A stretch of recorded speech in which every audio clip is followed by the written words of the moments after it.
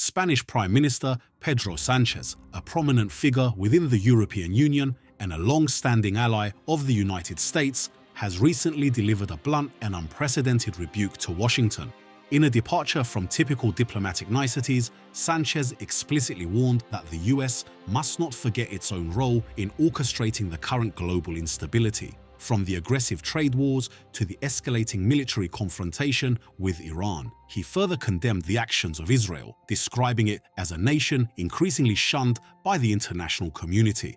It is clear that Spain has moved beyond mere politeness. Madrid is now speaking a harsh truth to power, signaling a profound shift in the European mood. To understand this friction, we must first examine the ongoing debate over NATO's defense invoice. Currently, there is a frantic race among member states to meet arbitrary GDP contribution targets. Sánchez has raised a pivotal and highly logical point. Figures like 2%, 5%, or even 7% are often pulled out of thin air.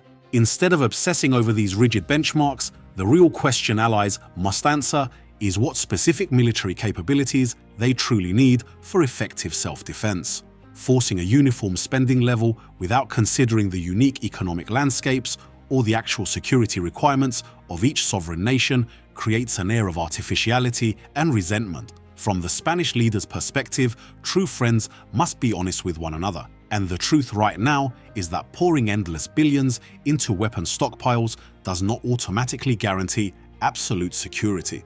The transatlantic relationship between the European Union and the United States has reached a state of extreme complexity and fragility. While every leader publicly reaffirms their commitment to the alliance, the reality is a full-blown trade war, one that Washington is accused of initiating unilaterally. This creates a glaring paradox. On one hand, the US demands that European allies increase their defense budgets, often to purchase American-made hardware, while on the other hand, it applies crushing economic pressure on those very same partners. Furthermore, erratic diplomatic gestures, such as the past questioning of territorial integrity regarding places like Greenland, have left many wondering if mutual respect still exists within this alliance. Regarding the Middle East, the Spanish Prime Minister spoke of an alarming and growing isolation of Israel on the world stage. Sanchez's position is clear. The people of Israel were indeed victims of terrorism, and the world rightly condemned Hamas from the very first day. However, the crux of the issue lies in the nature of the response. The Spanish government believes that the Netanyahu administration made a catastrophic strategic error in its pursuit of vengeance. Meeting large-scale violence with even greater violence has failed to uproot the foundations of terrorism. Instead, it has caused Israel to bleed away the reservoir of international support it held before the war. This isolation was not inevitable. It is a direct consequence of the world witnessing staggering humanitarian losses and a military strategy perceived as lacking any form of restraint. When Israel chose to respond by transcending conventional norms and rules of engagement, it inadvertently positioned itself in direct opposition to global public opinion, alienating even those nations that were once its staunchest defenders. Turning to the crisis in Iran, Sánchez pointed out a stark reality. The unilateral nature of this war is deeply problematic. Even within American society, there is no unified consensus on the wisdom of attacking Iran.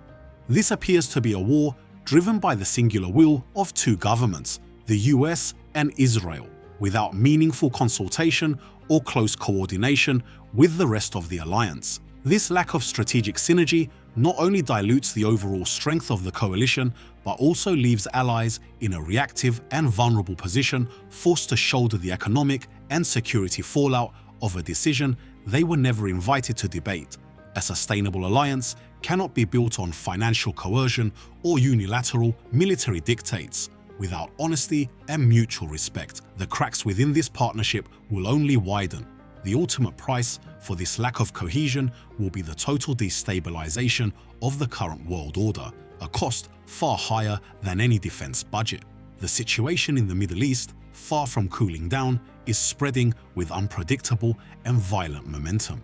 As fresh Israeli airstrikes continue to rain down on Tehran, the economic and aviation heart of the region, Dubai, has been sent into a tailspin by waves of drone attacks. What was once a conflict, theoretically confined to the combatants, is now threatening the stability of the world's most vital global artery. From the Oval Office, President Trump offered a surprising admission when asked if he was shocked by the scale of Iran's attacks on its neighbors. The American leader acknowledged that even top intelligence experts previously deemed this scenario unlikely. His analysis noted that countries like the UAE, Qatar, and Saudi Arabia share long-standing, complex neighborly ties with Tehran. The UAE, in particular, has long served as a critical financial hub for Iranian capital flows. The idea that Iran would violently strike neighbors who have lived alongside them for centuries was a black swan event that advisors considered highly improbable. However, well-informed sources suggest that the White House did, in fact, receive early warnings about Iran's unlimited retaliatory doctrine, which included the total blockade of the Strait of Hormuz and counterstrikes against Gulf partners.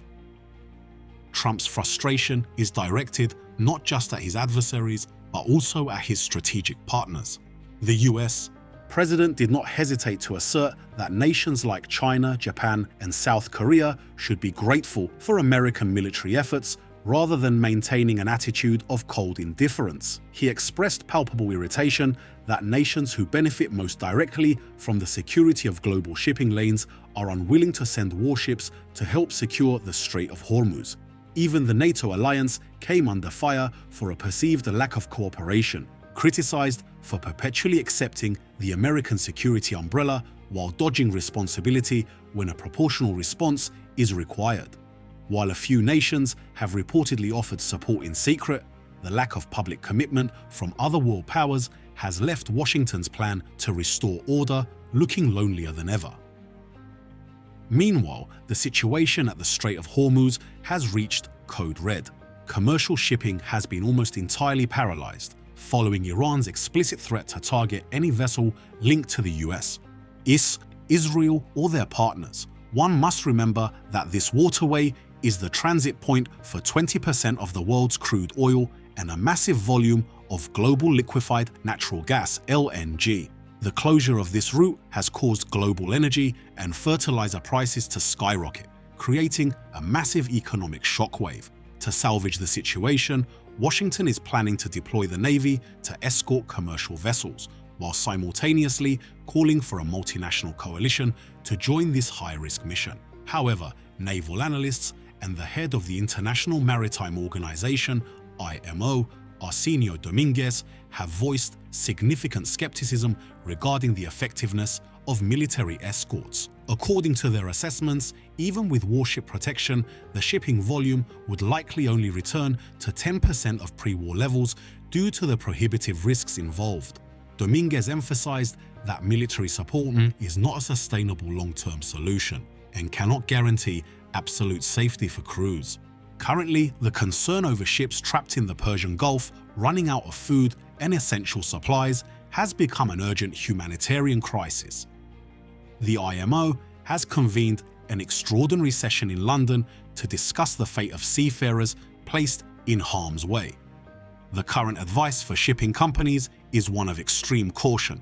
Do not set sail and do not gamble human lives in a sea where safety has become a luxury that no one can afford. Despite Washington's insistence that the widespread attacks on Iran's neighbors were an unforeseeable shock, intelligence reports tell a very different story.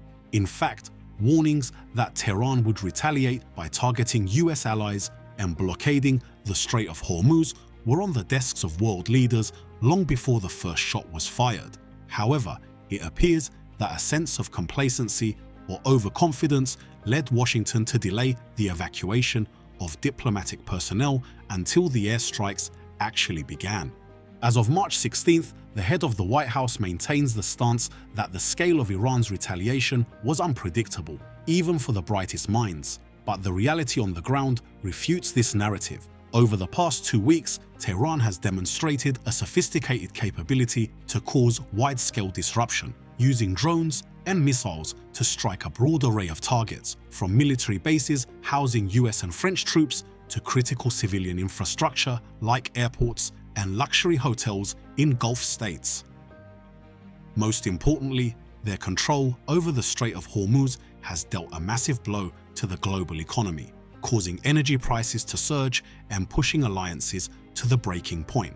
The United States now stands at a brutal crossroads. If it persists with the military campaign, Washington faces an ever-mounting risk to American lives and staggering financial costs, directly contradicting Trump's fundamental campaign promise to avoid endless wars. Conversely, choosing to withdraw now before achieving the core objective of totally neutralizing Iran's nuclear and missile capacity would be viewed as a bitter strategic defeat. While Iran has suffered heavy damage from the air, it has successfully forced the US and its allies to pay an economic price so high that internal dissent is beginning to ripple through the very base of the administration's support.